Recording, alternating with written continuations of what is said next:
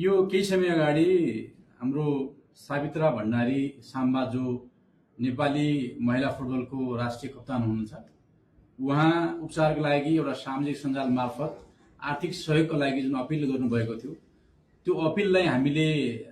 एकदमै हृदयदेखि नै आत्मसात गर्दै जो एउटा व्यक्ति, जो नागरिक जसले आफ्नो व्यक्तिगत इच्छा आकांक्षा, आफ्नो स्वार्थलाई त्यागेर जुन राष्ट्रिय एउटा खेलाडीको रूपमा उहाँ एउटा आफूलाई स्थापित गर्नुभयो र जसले अन्तर्राष्ट्रिय मञ्चमा हाम्रो देशको नाम एउटा सुनौलो अक्षरमा जसरी लेखाउन सफल हुनुभयो, राष्ट्रिय एउटा गौरवलाई अन्तर्राष्ट्रिय जगतमा जुन चिनाउनको लागि उहाँले अथक प्रयास गर्नुभयो, त्यो गर्दा गर्दै उहाँ जसरी खेल्ने क्रममा घाइते भएर उहाँको घुँडाको जटिल शल्यक्रिया गर्नुपर्ने, त्यसमा ठुलो धनराशि लाग्ने जुन उहाँले आफ्नो अपिलमा व्यक्त गर्नुभयो, त्यसलाई हामीलाई अत्यन्तै त्यो उहाँको शब्दले, उहाँको अपिलले एकदमै एकदमै हामीलाई इमोसनल बनाएको अवस्था थियो। त्यसैले हामी यो नेपाल प्रहरी राजमार्ग सुरक्षा तथा ट्राफिक व्यवस्थापन कार्यालय कर्णाली सुर्खेतमा कार्यरत हामी सम्पूर्ण ट्राफिक प्रहरी कर्मचारीहरू जो इच्छुक हुनुहुन्छ, उहाँलाई स्वैच्छिक रूपमा हामीले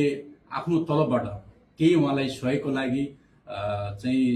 अपिल गर्यौं र हाम्रो साथीहरू यस कार्यालय मार्फतमा कार्यरत झन्डै 117 जना हाम्रा ट्राफिक प्रहरी कर्मचारीहरूले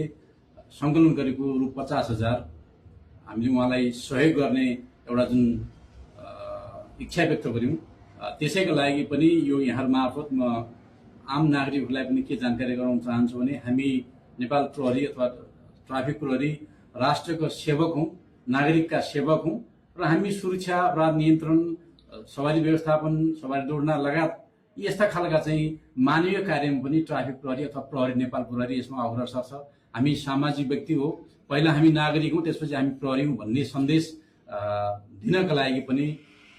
यो हामीले यो कदम लिएको भन्ने कुरा म यहाँ मार्फत निवेदन गर्न चाहन्छु। र आज हामीले